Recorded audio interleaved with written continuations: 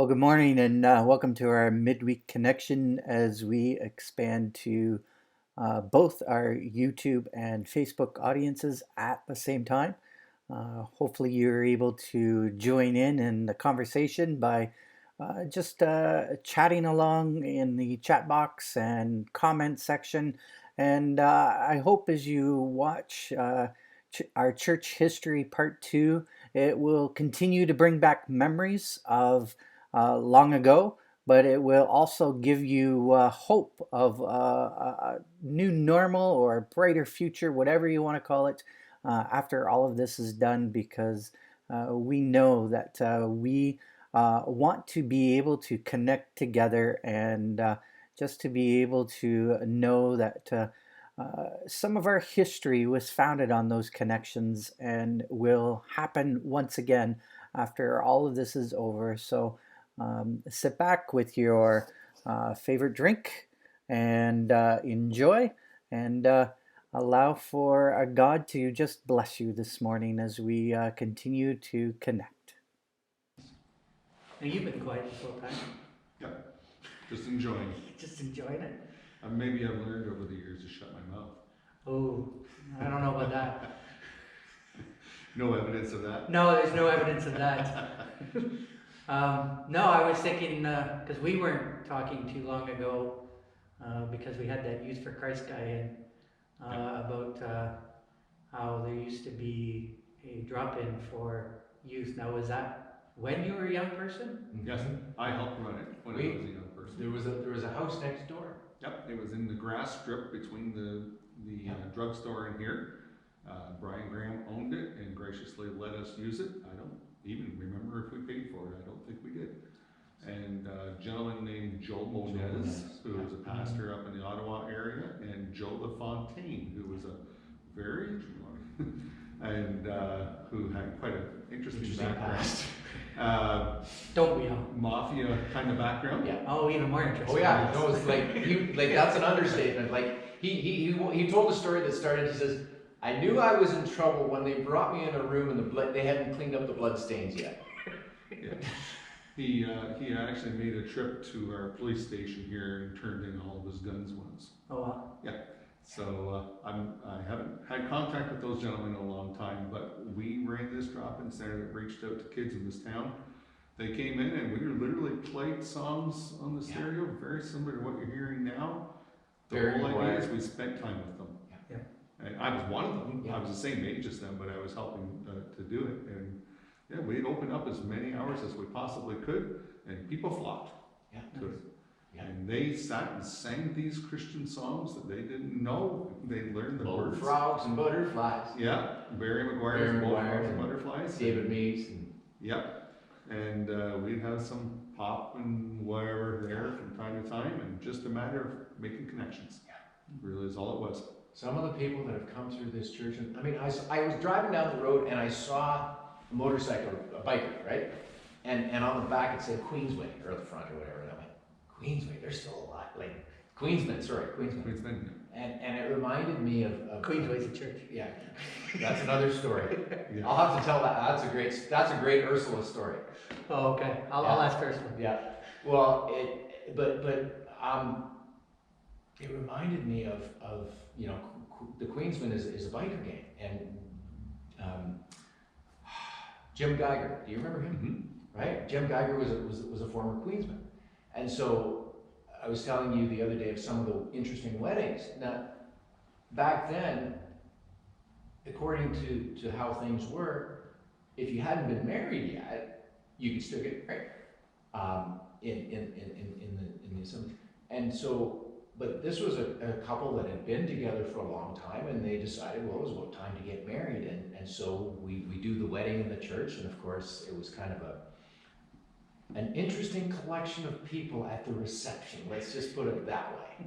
And you know, I've been fortunate as a kid, piano player, musician, to be invited to some very interesting places. And you get to see interesting corners of not just the world, but also, like you said, you know, we had an amazing, interesting influence in the community. I mean, you know, the guy who was formerly in a biker gang, you know, and those types of people, they came and were part of the church. And in fact, you know,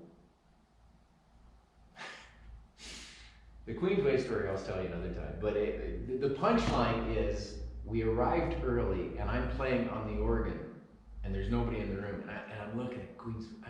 I'm playing at Queensway Cathedral. This is cool.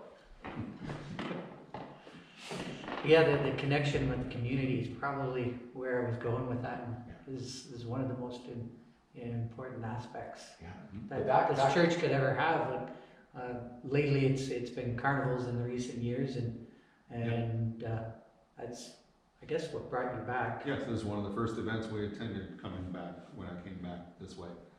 Yep, when I moved to Newberry area. The Winter Carnival. The Winter Carnival, yep. Yeah, now it's the Tartan Day Carnival, and right. Just changing things up, finding new ways to reach out to families, and so it's valuable throughout history, the amount of families that we probably have reached, and there's no way that we could probably even remember them all or even know them all. That's right. You think of the people that have moved on in ministry. You mentioned Cam Wilson. Yeah. Wayne Moore. Dan Waterworth. Yep. You know, just people off the top of my head that were here and moved on and gone into ministry. Shepherd. Jamie. No. Eugene Siddles. Oh, Jamie Smith. Jamie Smith. Yes. Yes. Yeah. Jamie. That's an hey. Very. I mean, you want to talk about an interesting start. Yeah. I mean, here's a community. It's a small community still. You know everybody. Jamie Smith, I mean, the original reputation, talk about my introduction to Jamie Smith. No, but seriously, here's a kid. I mean, how he started with the church, and where I mean, that's an interesting story.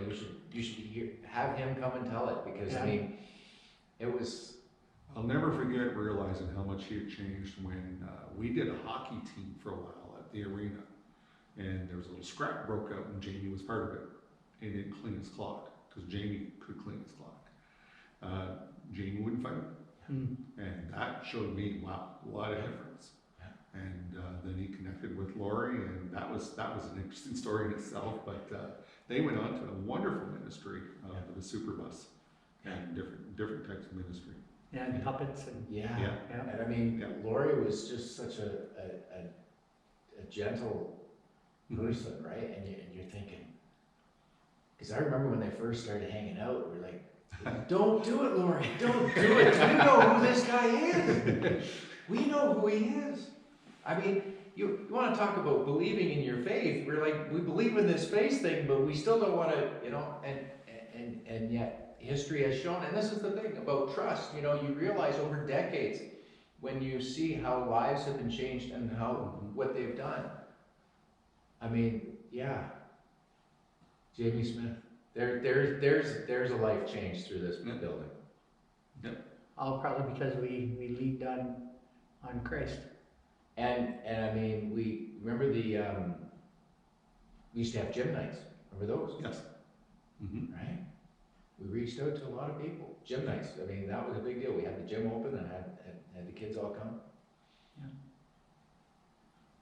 One of the fantastic times I remember of services was when we did services at Echo School, when the church was being rebuilt. That's right. They were fantastic services. Yes. They were very alive, and you just knew there was something happening. You had that expectation every service that something was going to happen. Something new was going on, because it was in our entire church and our community because of our growth. For this church to build from the little church it was, doubled our size, and amazing. Well, I've heard rumors of up to 200. Oh yeah. Right. With the balcony being open, and I never saw the balcony open. By the time I got here, it was just closed. So that little church was packed at times. Yeah. Not every Sunday, but there were times it was just. I remember the lessons. I was always going to go back to music with my stories, right? But I wonder why. I wonder why. Back to the original church, as it got fuller, and back then PA systems were fairly basic and equipment was fairly basic. And so the power of the voice was far more influential. And when you have a small wooden building and everybody's singing from their heart, the resonance of the building created by everybody singing was such a magical sound. It's hard to describe. And I recently was shown an article, and they showed a picture, and it wasn't, but it could have been the little Kamoka church. Remember the little white room? Okay. Oh, definitely. And in the same way, they were talking about that experience of being in a small church stuffed with people and a basic instrumentation, but the voice was the power. Yeah. And when you experience those things, you don't forget them. Mm. You might not, like now I understand them better. I understand, okay, there's something about making sound in the room resonant. But back then I just went, this is some serious stuff. I mean, well, there's always strong moments when yeah, all of a sudden the instruments just stop, yeah, and the Yeah. voices are just, that's all you can hear, and it just seemed like an awesome time, like just in his presence. We really did live in a spirit of awe. Yeah. We would attend church here in the morning. Sunday school started at 9:45. We would do the complete service, drive directly from here to Kamoka, Yeah. and do 2 more services, Yeah. and then come back here. yes, And I thought my era was like tired. I remember when Candace and I, we would do Sunday school, and so we were here early in the morning. We'd do Sunday school before church, and then after church, or during church, you'd still have a children's program, and on top of that, afterwards, you still got to go somewhere for lunch. Mhm. And by the time you get home at like 2 in the afternoon, I couldn't even imagine going to Kamoka to church now. They served lunch at Kamoka to keep you there. Oh wow. Yep, they would serve I lunch. mean, there was another community, and there again, a sense of community, right? Yep. Oh, You absolutely. I mean, it was built around a couple of major families, large families, the Fisher Yes. family as an example, Mhm. and their connections, and we just had it was a special time, and I, you knew it was special because you knew, this is cool, but you didn't realize it wasn't gonna last. And that's why I strongly feel like some people say, oh, after all of this COVID stuff, things are going to change for the church. And I'm like, I don't think so. People still long to have that face-to-face connection. They even still more so. want to. They will value it more to share. They're going to their- value it more. They're Yeah. going to come. I think they're going to come together more. A lot of people are saying, oh, we're just going to go to online experiences. I'm like, no, we're not. Because online experiences are not going to replace that community that, That's right. built these churches, especially this church. Before we got onto that, I was thinking of leaning on the everlasting arms.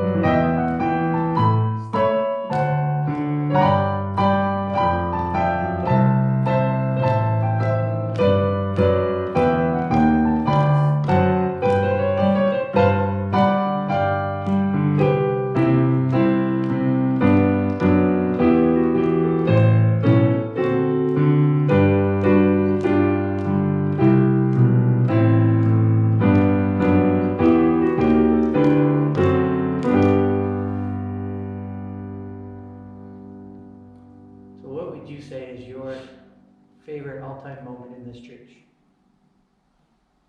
Putting you on the spot. Probably one of the first times I came. It was so new to me and different to me. I mean, we had lots of fun times and lots of crazy times and silly things that we did. But the first few times coming was amazing. Picked up by Ken McCallum and his wife. Wow. He was Wow. the first contact to the church. Wow. The reason I came is Ken painted our house. And my question to him is, while he worked, is why he never swore. He would substitute words in, but never anything vulgar, very vulgar.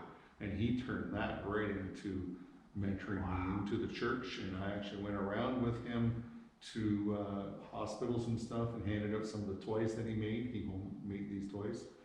But it was amazing to see him in a service. The pastor needed a verse. Just ask Ken. He'll quote you the entire chapter or the book. There was a period of time where he was at odds with the pastor. And so he would bring his wife and he would just sit out there in front of the church the whole time. And on a Somebody at odds with the pastor? Yeah, No. imagine. But he always had these candies, right? So us kids would always come and sit in his car and grab candy and we talk stories. Now later, like you said, he started coming to church in the building, and like you said, he was like a walking scripture. Like you could just ask him. He was an amazing human being, and like you said, he was a carpenter type. Like he built things, and he was just so known to this community. Yeah. I remember my first time coming here, and they had these things called unity services, where all the different churches got together, and throughout the week you would go to one church. And it would rotate throughout the years so that every church got their chance to be on the Sunday. But it would go from like Sunday to Wednesday, and you'd go through all the churches. Well, for the first time though, and this is the first time meeting the youth pastor, never met him in my life, they're going to do a reading of the parable of the lost son. I'm not familiar with the story, but they decide, I guess for whatever reason, the father of the skit didn't show up. So my first day in this building, they throw me up on stage with a story I had no idea about at the time. And of course, you get to the part in the story where he says, and the father ran up to him and hugged him. That's right. And kissed him. Yeah, exactly. And I looked at Mike and I'm like, no, I'm not kissing him. And so Mike, I'm actually surprised, because nowadays when somebody walks in the building, I'm like, who are you? Are you like, are you able to represent the church well enough to be on stage? But my first experience here, it's like, let's just throw the kid on stage and see how he does. And it's amazing when that kind of thing just happens. And That's yeah, and like you said, I mean, that was your first experience, and it kind of, I'm sure, made you think about a bunch of things. Going, what church is this? What kind of church is this, right? But I remember months before that, actually, my mom had read the church sign that used to be way up in the air that I used to climb the ladder to afterwards, but this was before I went to church. And apparently they put on the sign something about the Easter Bunny didn't die for your sins, or was not nailed to the cross, something along those lines. And my mom read that sign and she said, I will never go to that church because of that. And I hope you will never go there either. Next thing you know, a few months later, I'm here. I don't know who was changing the sign at the time, but Do you remember Mrs. Berlin? I do.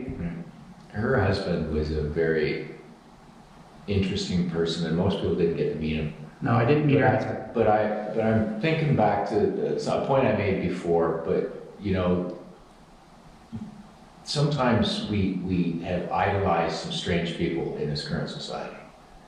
And here was a person who was an extremely intelligent person, but because he wasn't, somebody who you think was really important or whatever, you would ignore him. But if you stopped and talked to them, you would realize, wow.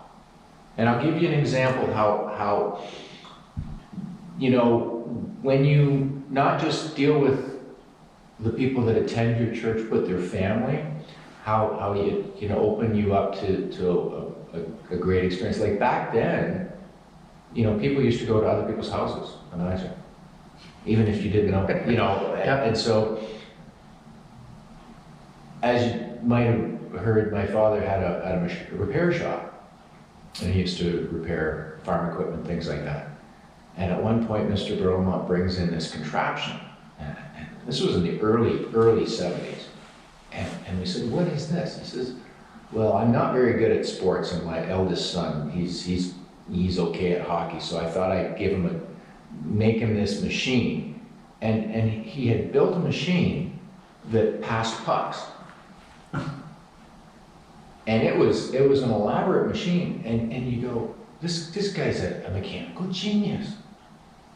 I mean, so I've been waiting, I waited for years to see, okay, when is there going to be such a similar machine in the real world? And it was decades before. I mean, there are those types of machines out there now, but sometimes we put such emphasis on people who are famous or whatever, and you go, what's behind them? What kind of people are they that we build role models off of? And again, back to what I was saying, I mean, we had some interesting people come through this church that influenced me. I mean, you're the fellow who brought you, Mr. Ken McCallum. Ken McCallum. I mean, there was a man who was in high esteem in the community, but not in the way most people would think. Right? And you look at the Bible, remember David? Yeah. He was the one that was overlooked. Yeah. And the Bible also says that God will use like the most obscure thing, I'm paraphrasing a little bit, to just confuse the wise. And so look at how God uses, we've been going through examples of different people that the world would not look at. Yes. Absolutely. But yet God used them. I think of some of the people who, and I don't know if part of this, it'll get edited out, the circles that were kind of overlapping, but the people that came through that coffee house. Mm-hmm. I mean, that it left its mark.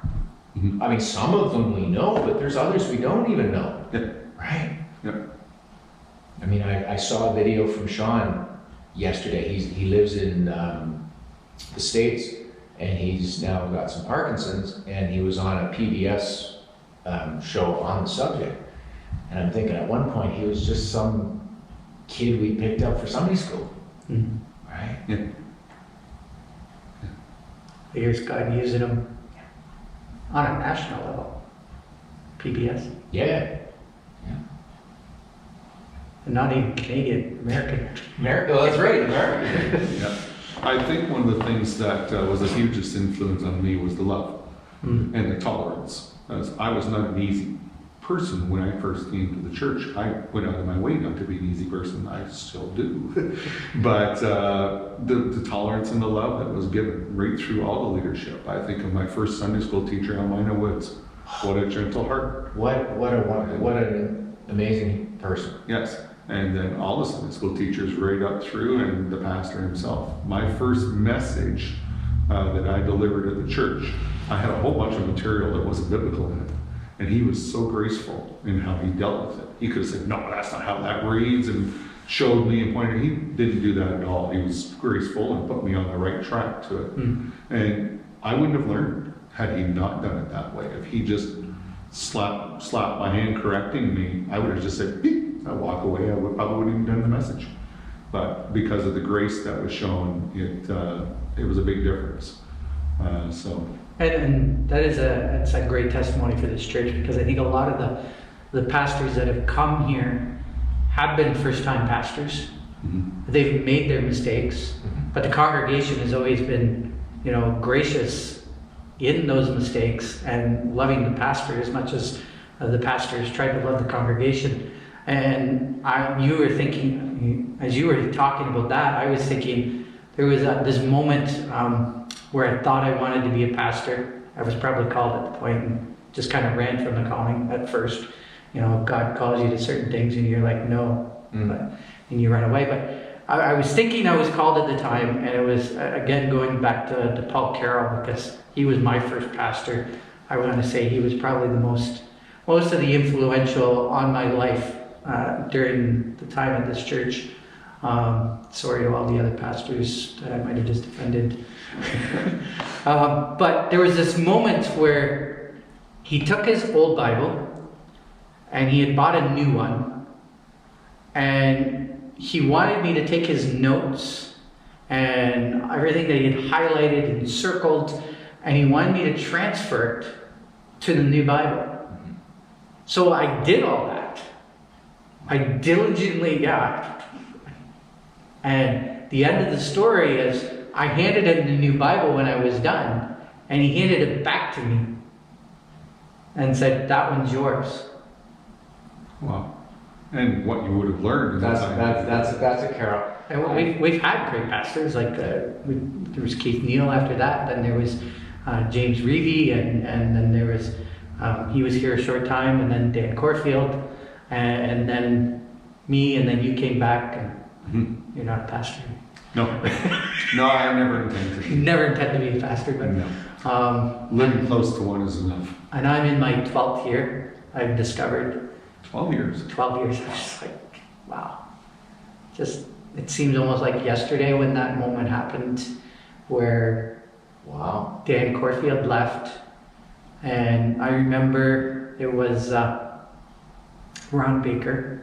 Ron Baker was the district rep at the time. Yep. And he just came to me, because I had already had my credentials at the point, but I was still going through Bible college. But he looked at me and he said, "Do you want to pastor this church?"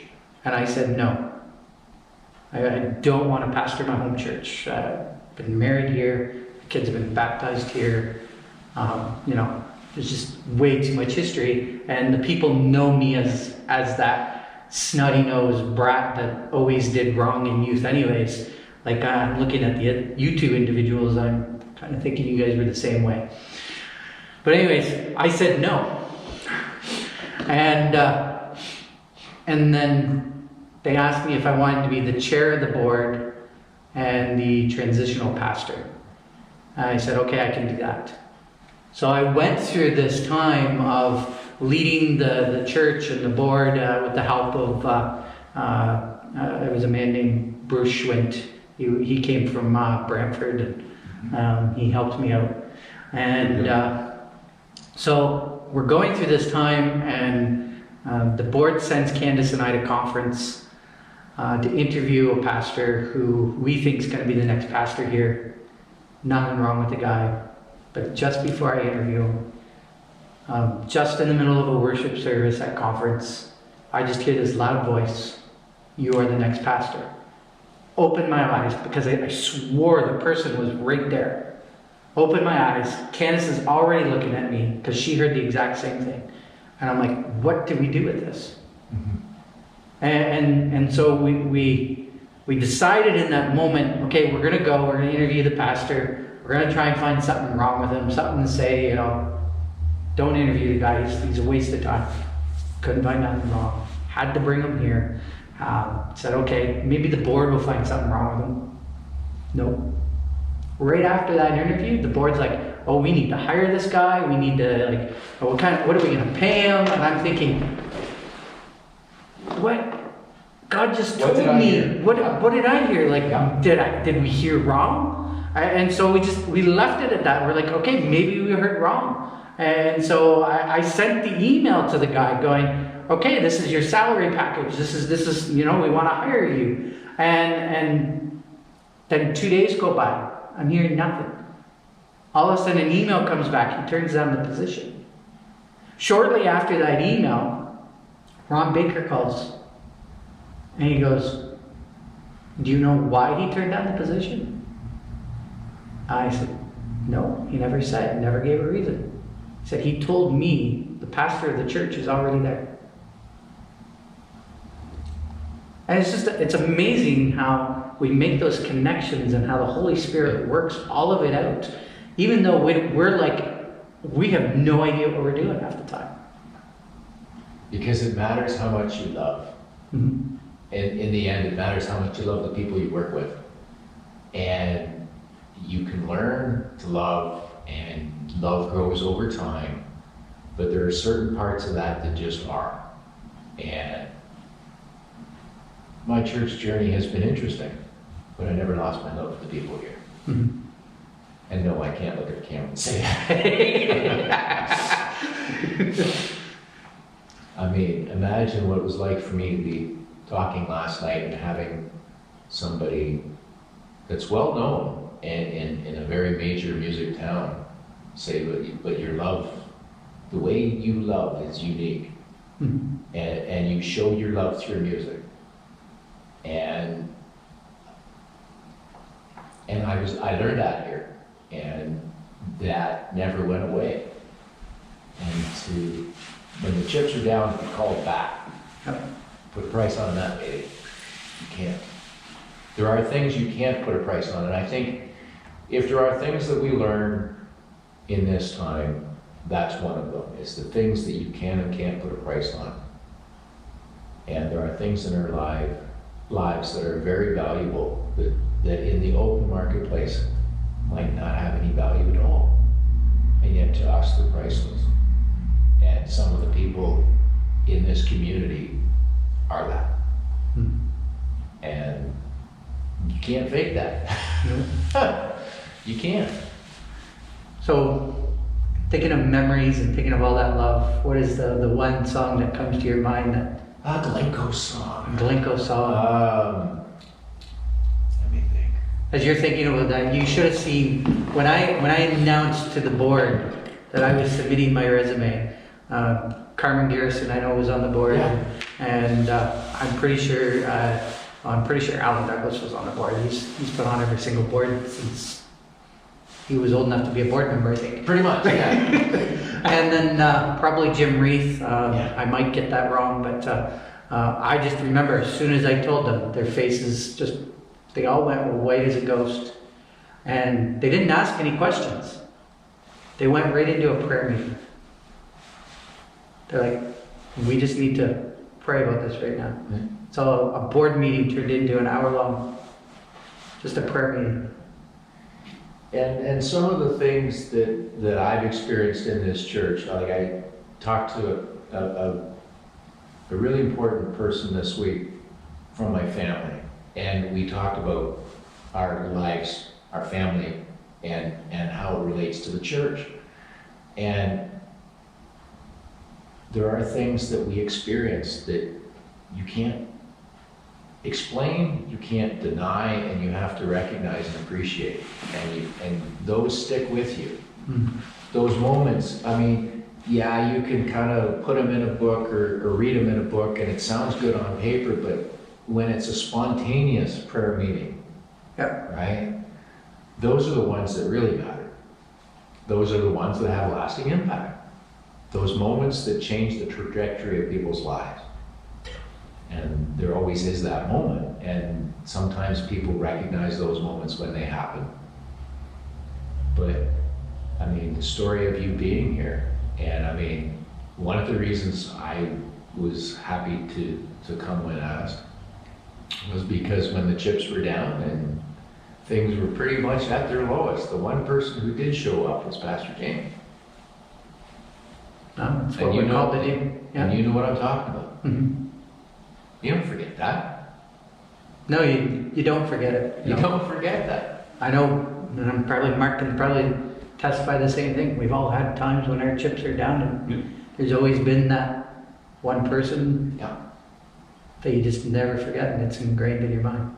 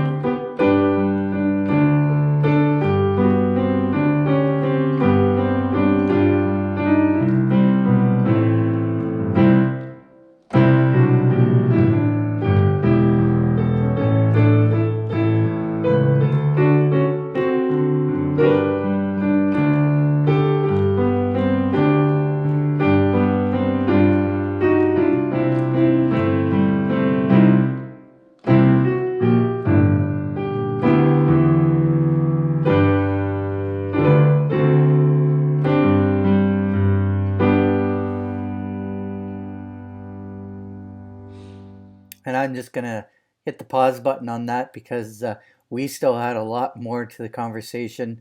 And I believe I'm going to get a part 3 out there, but it's probably going to be a couple weeks before we get to it. With Mother's Day coming up, we have a special segment prepared for you next week. And as we get closer and closer to Mother's Day, watch out for the Mother's Day prize that we will be announcing on Sunday, and how you can enter in so that you can either as a mother receive this prize or be able to give this prize to your mother. And so look forward to that. And until then, stay safe, stay healthy, and God bless.